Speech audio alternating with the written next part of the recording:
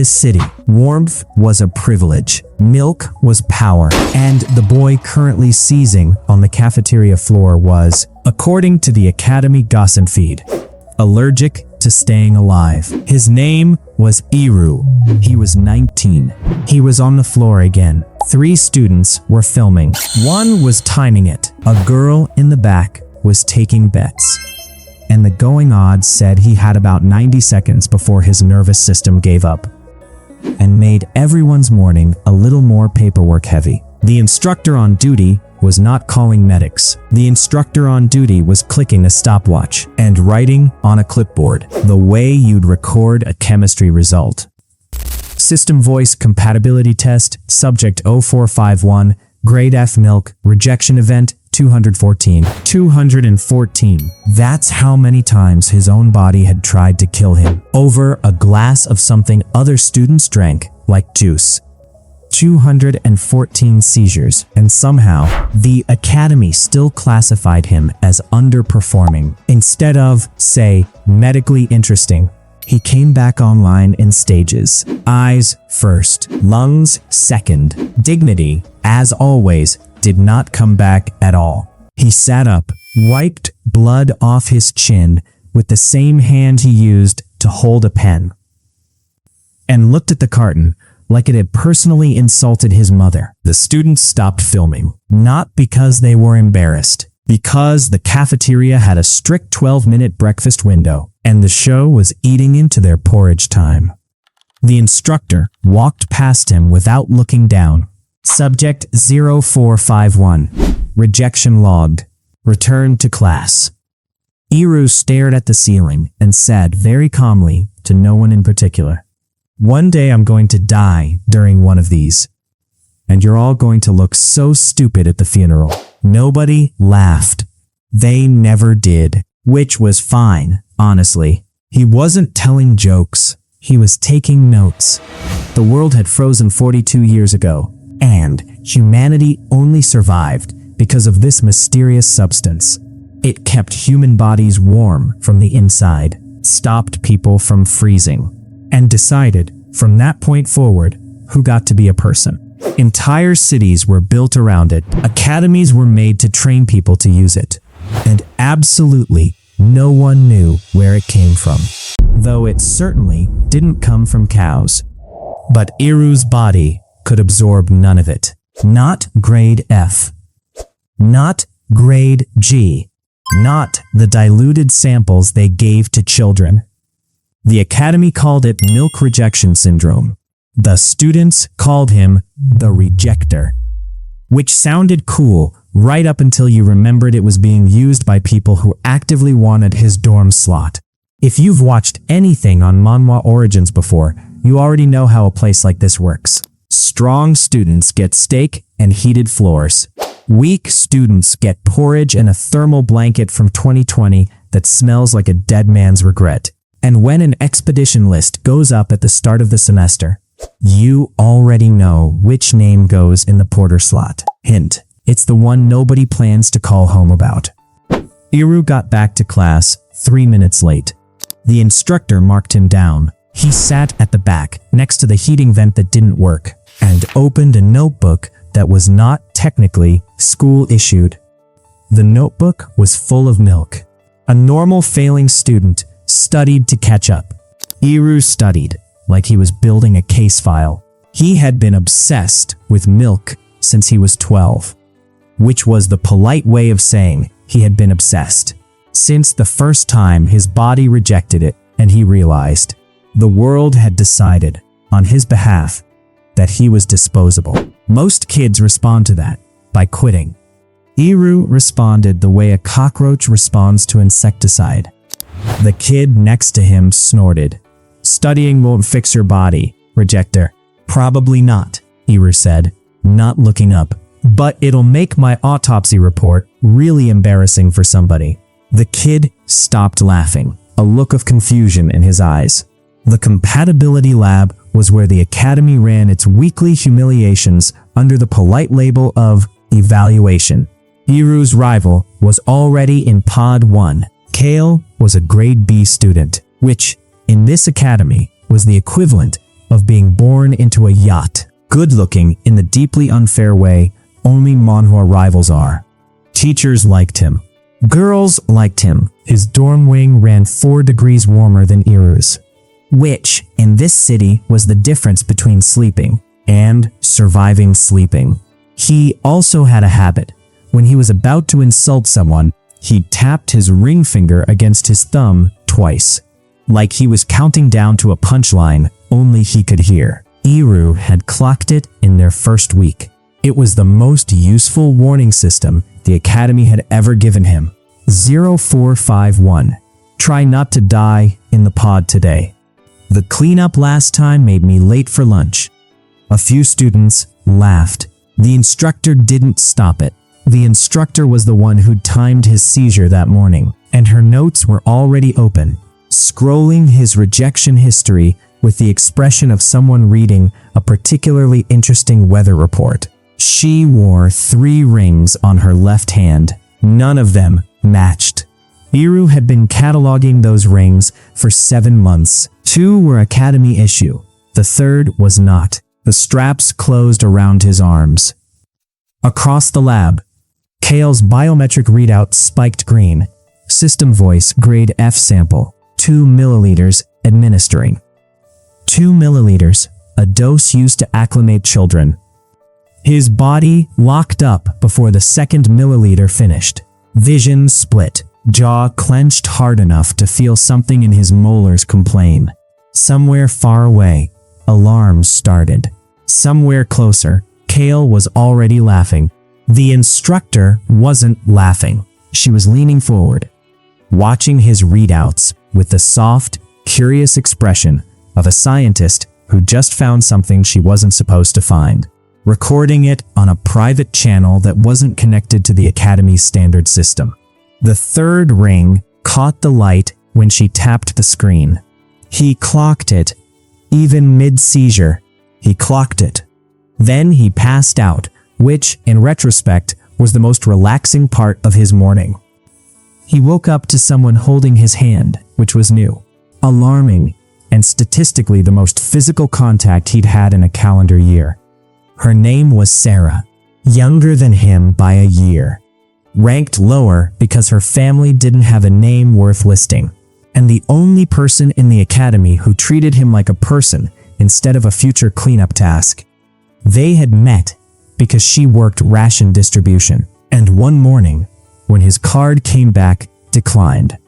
Because the system had quietly downgraded him without telling him, she had handed him a ration anyway, and marked it as a printer error. She did things like that. Quiet things, practical things, the kind of help that didn't need a speech. "You're a menace," she said. "I'm an asset," he corrected. Menaces have agency. She didn't smile, but the corner of her mouth moved, which, from Sarah, was basically a standing ovation. She slid a thermal pack into his hand under the blanket. Contraband. 3 days of dorm heating credit. Easy. He should have refused it. They'd posted the expedition assignments. He sat up, which his ribs immediately regretted. "I'm on it. As Porter." Of course, as Porter. She looked at him for a long second. Then, flatly, Porters came back last semester wearing other Porters' boots. There weren't enough boots left to bury people in, so don't be a boot. That was Sarah being affectionate. He'd been filing her since the printer era ration, and the folder was getting embarrassingly thick. "I'll try not to be a boot. Try harder than that." She left without looking back, which he appreciated. Because if she had, he might have done something stupid like thank her. And Sarah hated being thanked almost as much as she hated being pitied. The attrition board was the Academy's most honest piece of architecture. Every other wall in the building was covered in slogans about courage and humanity's frozen future. The attrition board just listed who was most likely to die. Iru was ranked 2nd. He stood in front of it for a full minute. "2nd place," he said. "Great. Now I die looking unmotivated." A passing student laughed. Iru didn't. He was doing math. The student in first place had transferred out 3 days ago. The board hadn't updated, which meant, in practical terms, he was first. Which meant the expedition list wasn't a coincidence. Then he noticed the second thing. His listed compatibility grade had been updated this morning. Not downgraded. Flagged. A small amber dot next to his classification. He scrolled. 62 students. 1 amber dot. His. Across the hall, the compatibility lab instructor was watching him from a balcony. She tilted her head, very slightly, the way a person tilts their head when she's trying to decide if a specimen is worth the paperwork. The third ring caught the light. He smiled at her. A polite, broken, deeply uncomfortable smile. She smiled back. If this academy had taught Iru one thing, it was that the people who watched you the longest were never the ones who wanted you to live. The expedition assembled at the southern gate at 5th bell. 6 students, 3 grade B users including Kale, 2 grade D mid-tiers, and Iru, carrying the heaviest pack, the one nobody else would touch. The one with the sealed silver canister inside it, stamped with a code he didn't recognize, and a warning label he absolutely did. Kale's thumb hit his ring finger. Tap. Tap. Try to keep up, Rejector. If you slow us, we leave you. Define slow. Define alive. Iru laughed. He couldn't help it. There was something genuinely funny about being threatened with abandonment by a man who had clearly never carried his own bag. One of the mid-tiers, a boy named Hoon, made eye contact with him and looked away fast. Hoon had been on the last expedition. Hoon had come back. The other porter from that trip had not. Iru filed his expression. The instructor signing them out didn't look up from her clipboard. The thermal door cracked open. Steam vented. The cold beyond the wall came in like a thing with intent, not a temperature. The squad stepped through. The door sealed behind them. For the first time in his life, Iru was outside the city. Outside the wall, sound died fast. Breath burned. Metal stung through the gloves. 10 steps past the gate, the wind stopped. Not slowed, stopped. The snow hung in the air for a full second, like somebody had paused a video. Then started again. Exact same direction, exact same speed, like nothing had interrupted it. Nobody else in the squad seemed to notice. But Iru noticed. Move, Kale said, and the squad moved. They walked for 2 hours along a buried road that used to be a supply route. Back when humanity had supply routes, the sled hummed. The wind cut. Iru watched everything. The way Kale's hand never left his weapon. The way the mid-tiers walked half a pace behind the elites without thinking about it. The way the lead elite kept checking a compass that wasn't pointing where he wanted it to point. About an hour in, the lead stopped, checked his compass again, and said something quietly to Kale that Iru wasn't supposed to hear. Iru heard it anyway. The compass was pointing at something. Not north, not back toward the city, something specific. The two of them looked at the sled, then at the pack on Iru's back, then at each other. Then they kept walking in the new direction and didn't tell the mid-tiers anything. If you've watched enough of these on Manhwa Origins, you already know the porter is always the one paying the most attention. There's a reason for that. Paying attention is what porters do instead of having weapons. Subscribe to be part of the community with unique manhwas you can't find anywhere else. The wind stopped again. This time, something stood up inside the pause. It was bigger than Iru expected, and that bothered him, because he'd memorized the Academy's threat catalog cover to cover, and nothing in it matched what just rose out of the drift. Too many joints. A head that turned in a way that suggested its neck had opinions the rest of its body didn't share.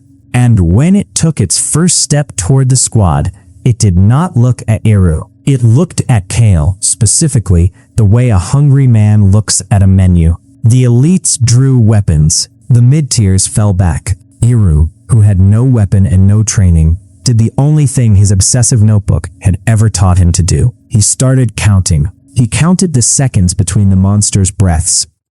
He counted the way its head tracked Kale and ignored the rest of them. He counted the fact that when Hoon walked directly into its line of sight, the monster's eyes didn't even register him. Like Hoon wasn't on the menu. Like the menu was very, very specific.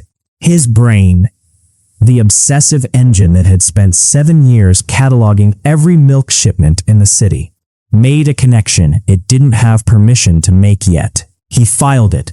He planned to open the file later, if there was a later. The monster lunged.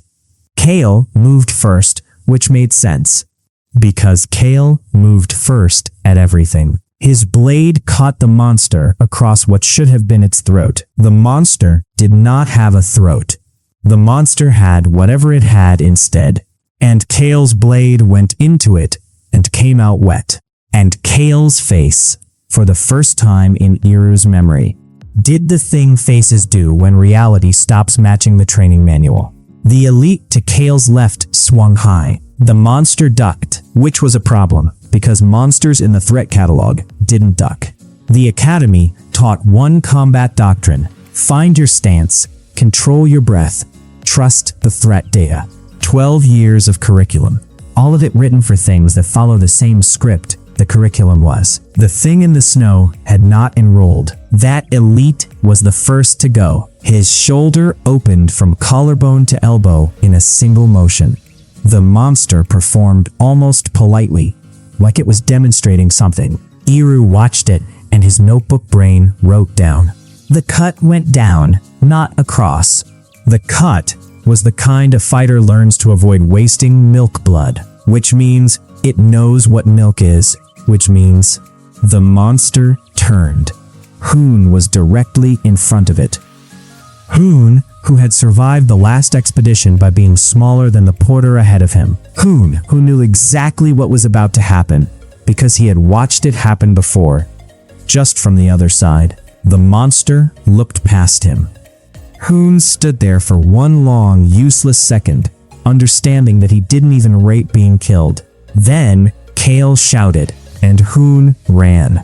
And Iru filed the look on his face, because he was going to need to remember what being not worth the cut did to a person. Porter, forward.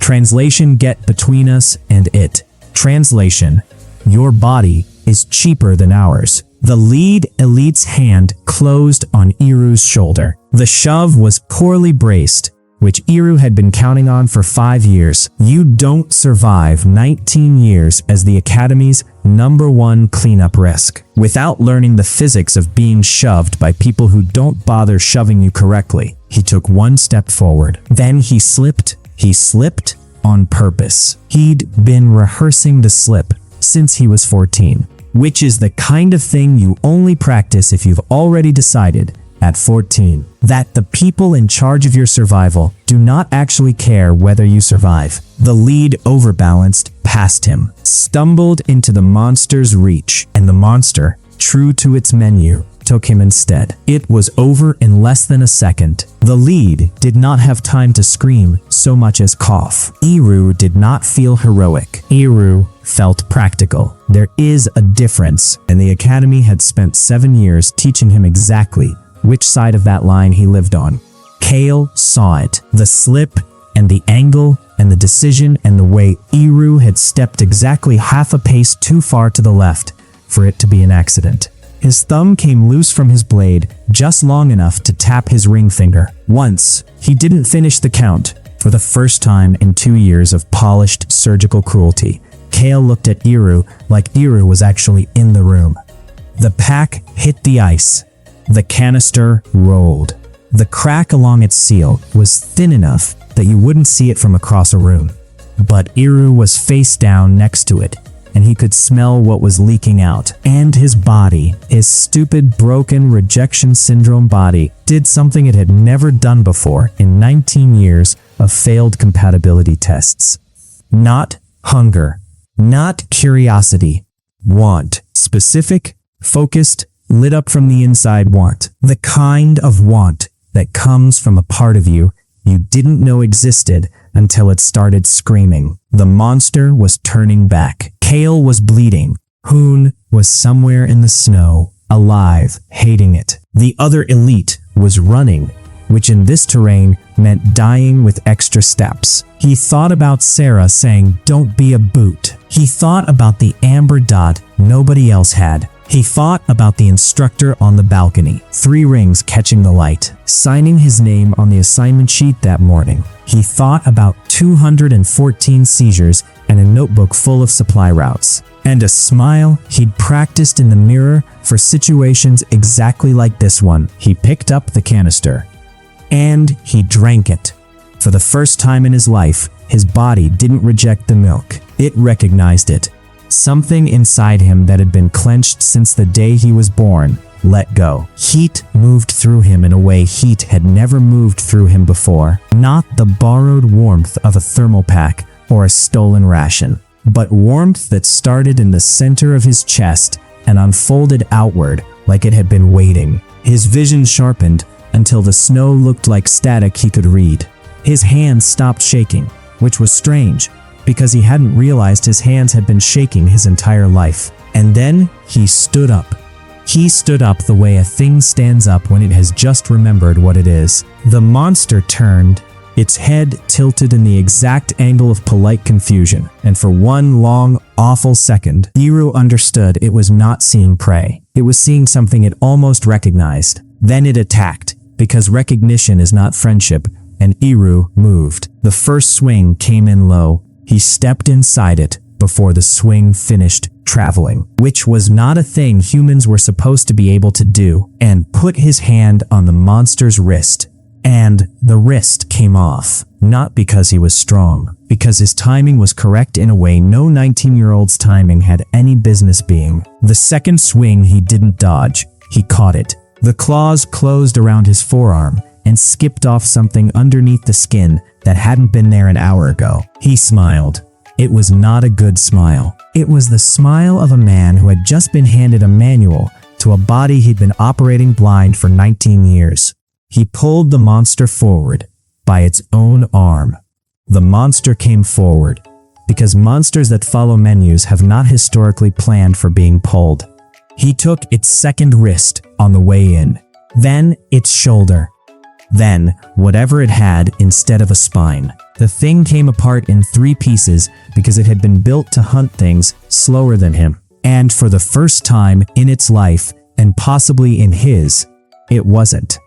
When it was over, Iru was standing in the middle of 3 pieces of monster, breathing hard, smiling in a way he was going to have to practice not doing in public.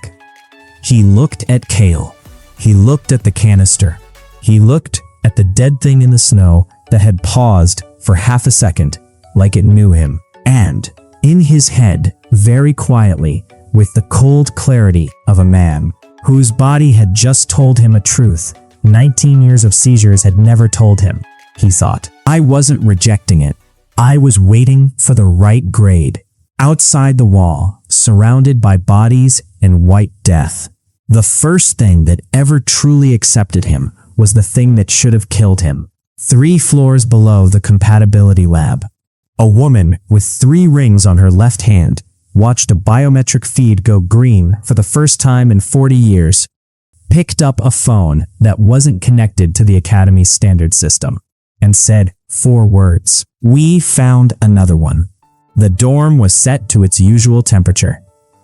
The legal minimum for a grade F student, which was the Academy's polite way of saying, we will keep you above freezing, because corpses cost paperwork.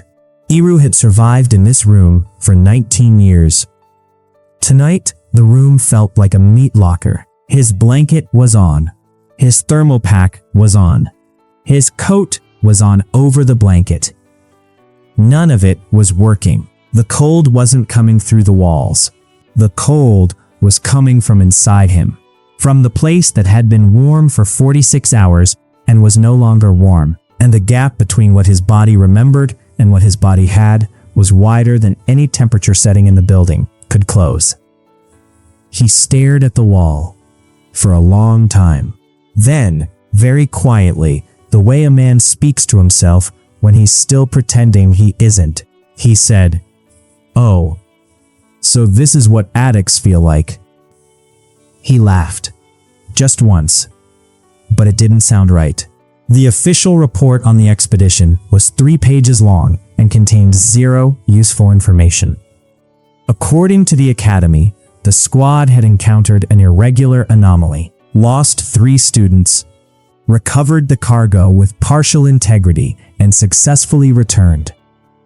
The instructor on the balcony had signed off personally. The survivors had been debriefed individually, in separate rooms by separate officers on the same morning, which was the kind of procedural detail no one was supposed to notice, and which Iru had logged within 4 minutes of his own debrief ending. He stood in line for his ration. The boy ahead of him got grade F. The girl ahead of that got grade E. Grade F, ration, dispensing. The carton hit his hand. He looked at it the way a vegetarian looks at a hamburger that just arrived at the wrong table. His body, which had spent 19 years convulsing at the sight of this exact carton, now wanted to throw it across the room for an entirely new reason. It wasn't dangerous anymore. It was the nutritional equivalent of offering an addict a glass of water and asking him to be grateful. He drank it. His vision didn't split. His jaw didn't lock. His molars stayed quiet. For the first time in 19 years, grade F slid down his throat and did absolutely nothing. He stood there holding the empty carton and understood, with a clarity that felt almost surgical, that this was worse than the seizures had ever been. The seizures, at least, had been a relationship. The seizures had been the world telling him he existed. This was the world telling him he didn't anymore, not in the way that counted. A passing student bumped his shoulder. "Still alive, rejector?" Disappointingly, Iru said, smiling on autopilot, "I'll work on it." The student moved on. Iru kept holding the empty carton. He was going to have to figure out how to fake a seizure on his next compatibility test. Because if he didn't, the amber dot on his file was going to become something a lot worse than amber. The next test was Tuesday. He'd had 4 days to practice. You don't survive 19 years as a seizure case without learning what a seizure looks like from the inside. He'd practiced in the mirror. He'd practiced lying flat on his floor at 3 a.m. with a stopwatch. He'd practiced the eye roll, the jaw clench, the second wave that always came 9 seconds after the first. He performed all of it. He performed it beautifully. Vision split on cue. Jaw clenched on cue. Second wave on the 9-second mark, exact to the heartbeat.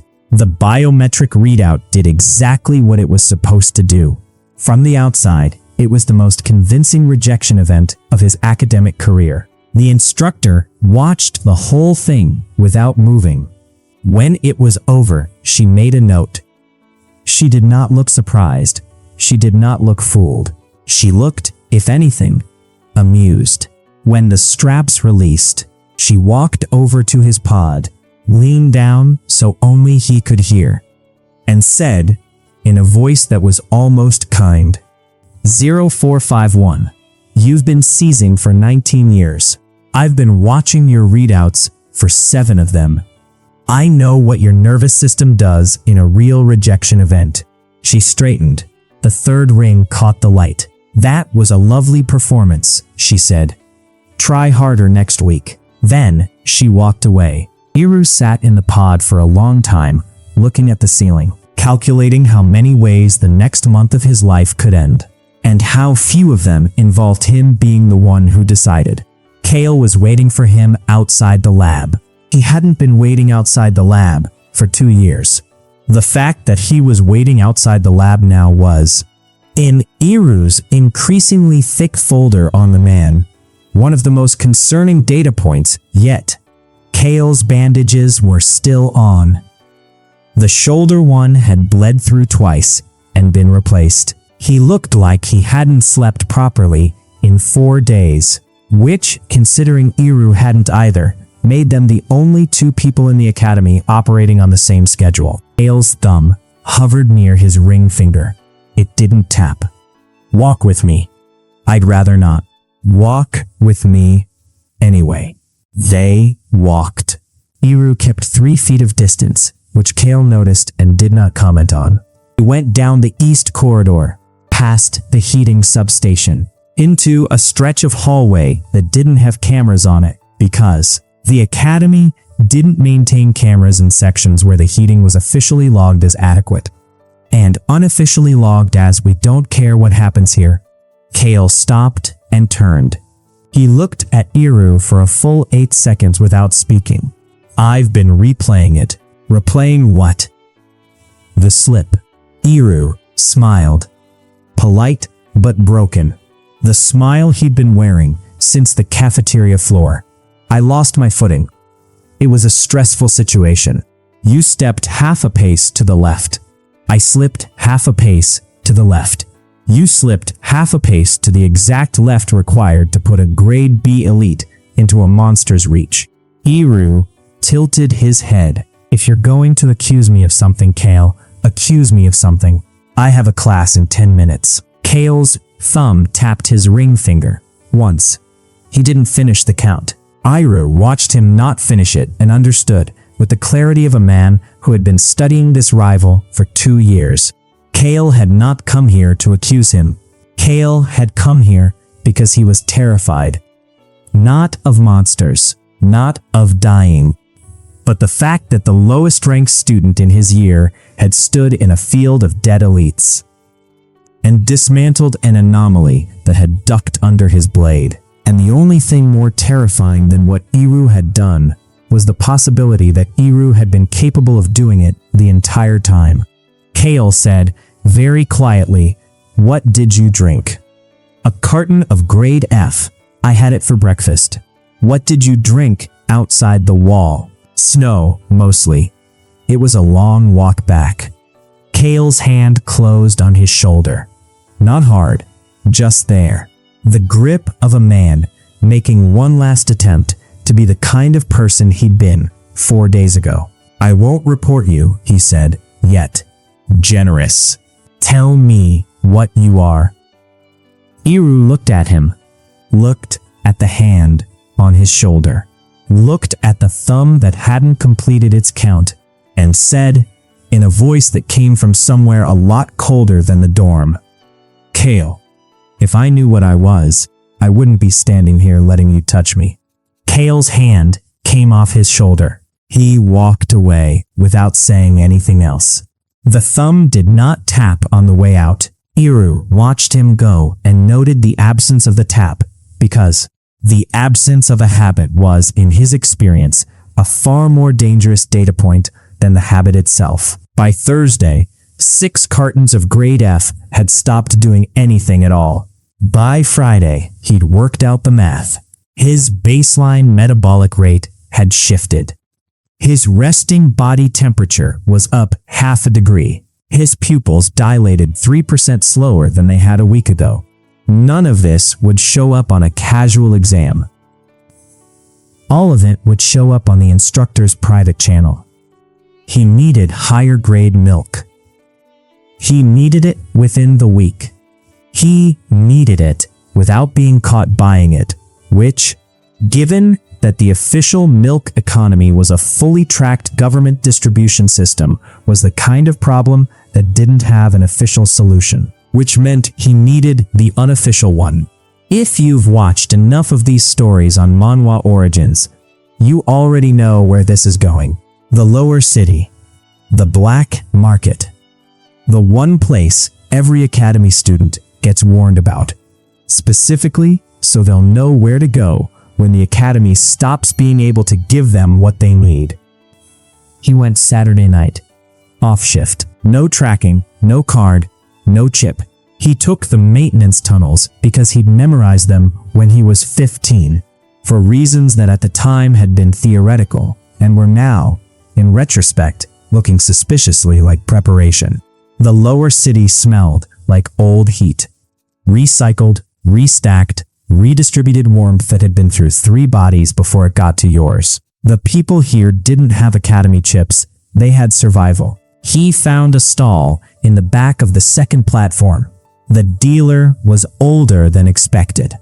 White hair, scarred hands, a left eye that had been replaced with something that wasn't quite glass. She watched him approach for a full 30 seconds before she said anything.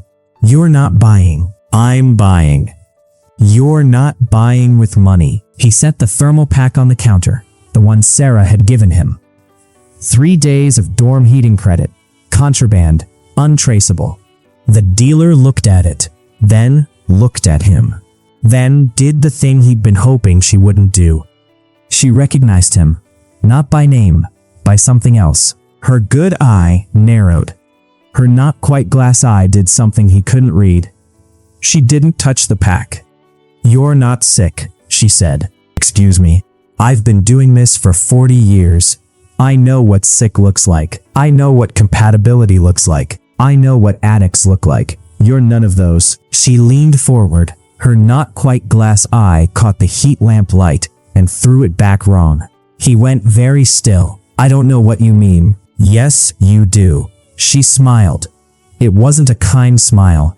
It was the smile of a woman who had been waiting to use a piece of information for a long time and had finally found the person it was worth using on. "I've sold to your kind before, twice. 40 years apart. Both times, somebody came looking for them within the week. Both times, the somebody wasn't from the academy. Who was it from? That's the question, isn't it?" She picked up the thermal pack. She slid it back across the counter toward him. "I'm not selling to you. Not because I'm scared of you. Because I'm scared of whoever shows up when people like you get noticed. Take your pack. Go home. Forget you came down here. I need higher grade milk. I know you do. I'll pay anything. I know you will. That's exactly why I'm not selling." She turned away.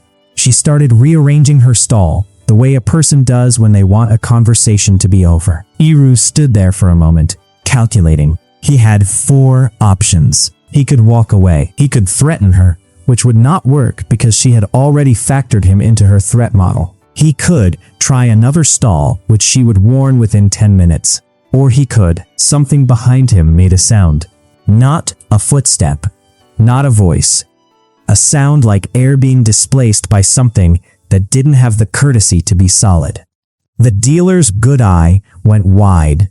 She had time for one word. Go. She didn't say it to him. She said it to whatever was behind him. He turned.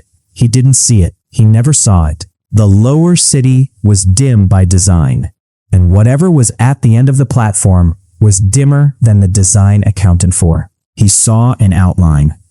He saw the suggestion of a shape that was too tall and too still, and that, when he turned, stopped. Not the way a person stops. The way a hunter stops when it realizes the thing it was about to eat is looking back.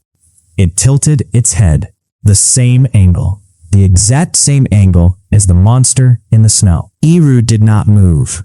He didn't trust himself to move. It was deciding whether he counted. Then it stepped back, into the dark, into the part of the platform that didn't have heat lamps.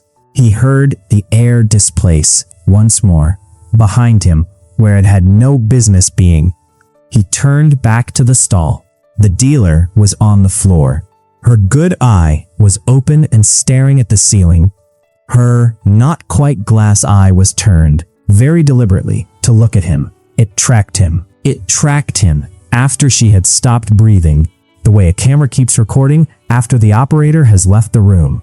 And it kept tracking him for the full 3 seconds. He stood there, pretending he wasn't being watched by a piece of someone else's optical equipment that had been recording him since the moment he walked up. The thermal pack on the counter had a thin layer of frost on it. The frost was in the shape of a handprint. The handprint was on the side facing the dark end of the platform. He picked the pack up. The frost came away in his fingers and didn't melt. He walked out of the lower city the way he had come in, slow, casual, hands in his pockets, not looking back. Because looking back was the kind of thing a man did when he still believed he had been the one being watched. He hadn't been. He had been the one being spared, and the dealer had paid the price of the spare. And the not-quite glass eye was, he was certain, still tracking him through whatever it had been wired to. At this point, he had filed so much the folder was getting heavy, but all that and nothing still made sense.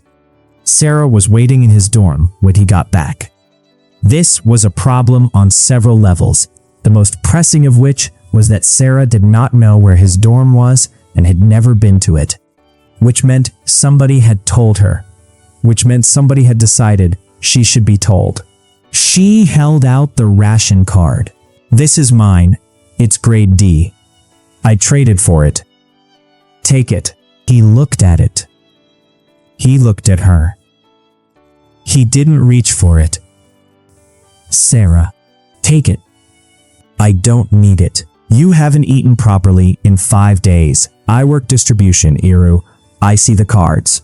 You've been running grade F and nothing else. And you're losing weight and your hands are shaking and you smell like..." She stopped. Like what? Like a different person. He stood very still. She set the card down on the table. She didn't push it toward him. She just left it there, halfway between them. In the position that meant, you can take it or not, but I'm not going to make you. And then she said the thing that hurt more than any of the rest of it. "I don't know what happened out there. I'm not going to ask. But the boys who got assigned to that expedition came back as someone who looks at me like he's trying to remember why I matter, and I want you to know I noticed.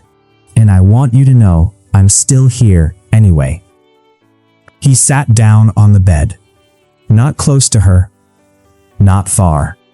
He picked up the card. His hand was shaking. He hadn't realized his hand was shaking.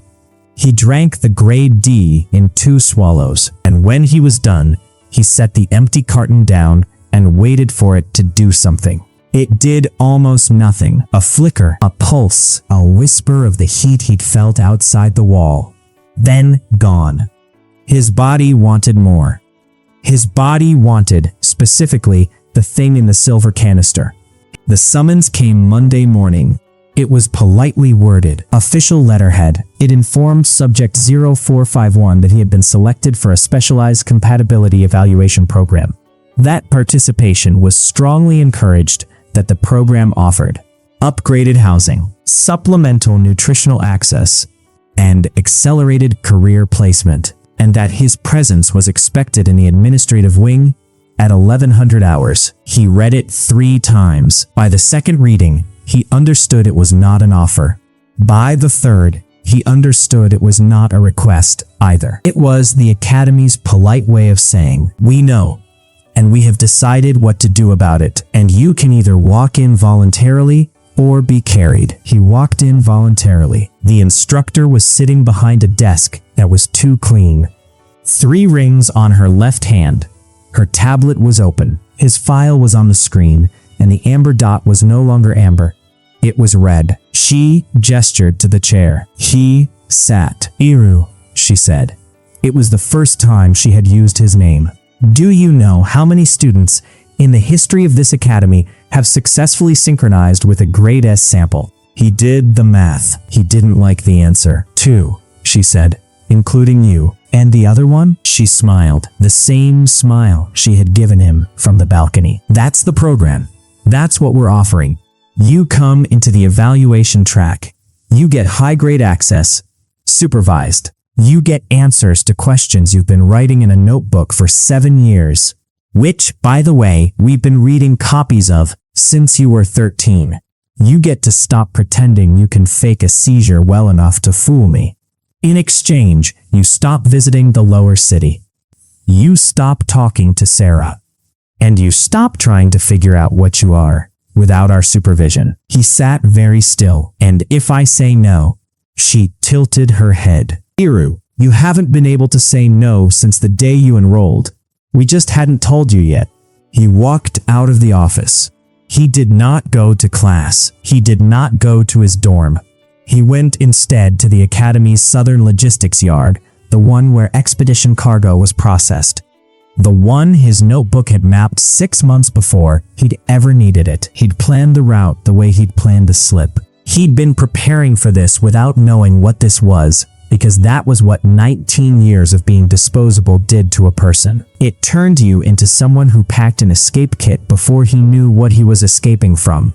He needed to see the monster's body. The official report said the cargo had been partially recovered. That was Academy language for "we took the parts we wanted." The monster's body, by every protocol he'd ever read, should have been incinerated outside the wall.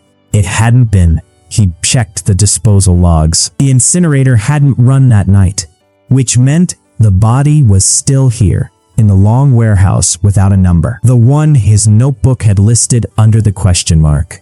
He went to the question mark. He watched from a maintenance catwalk. 3 men, not Academy, not military, uniforms with no markings, which in his experience meant more dangerous than uniforms with markings, because at least markings have someone to complain to.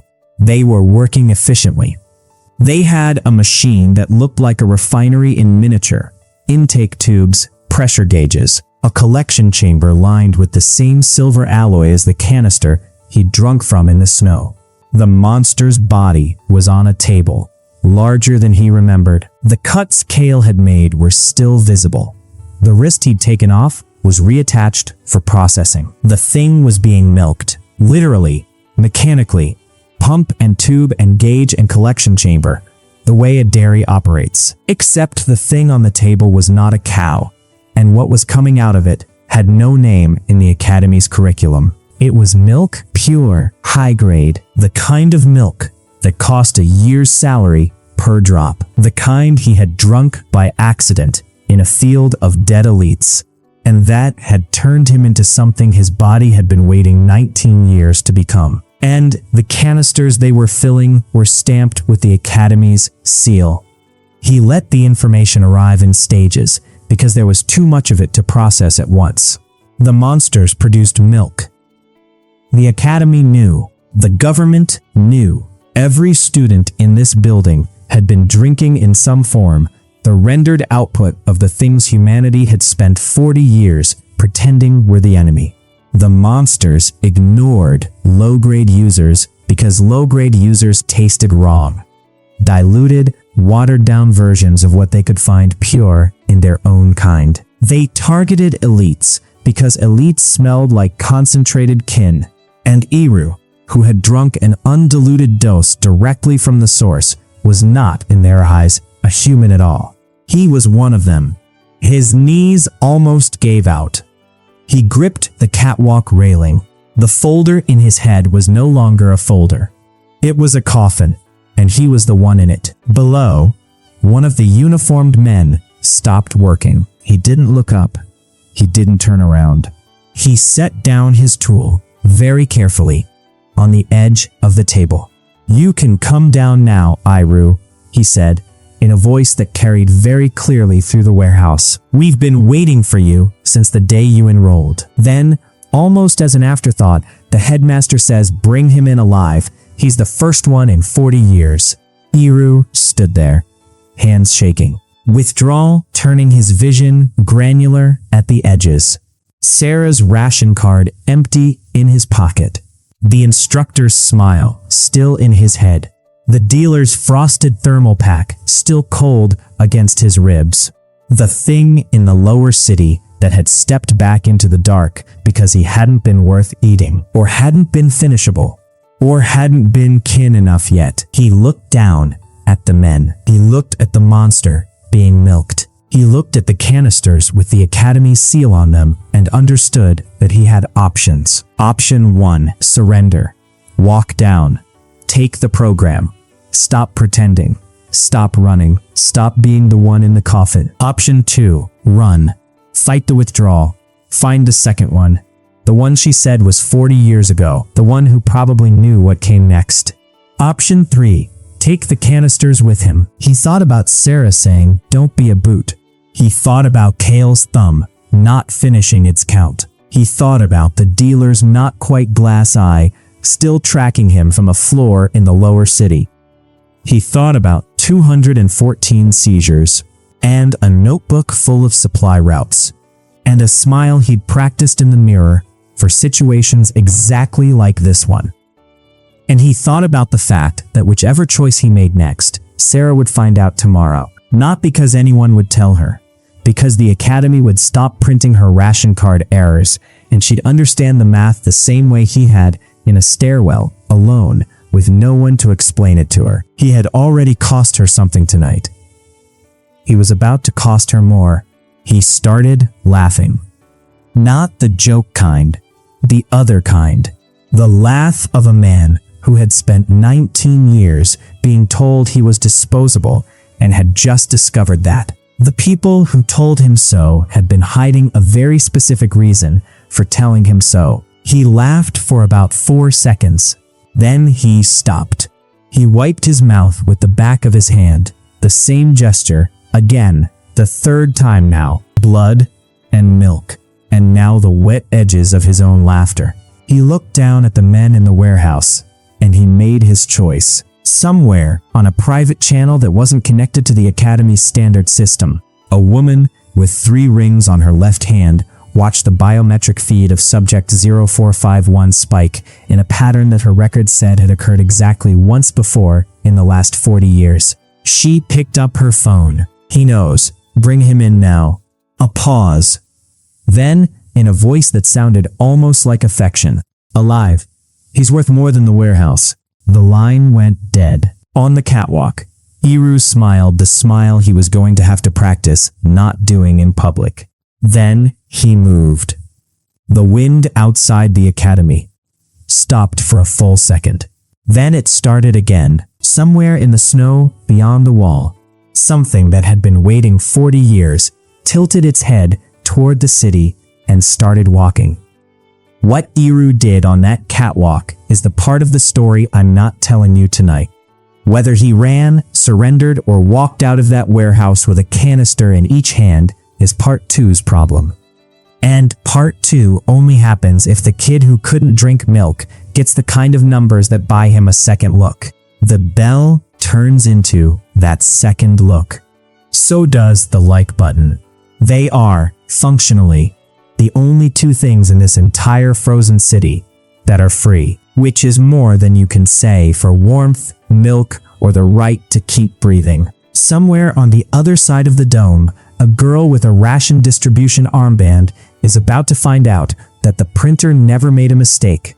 If you think you will find the part 2 to this manhwa somewhere else, try. I dare you.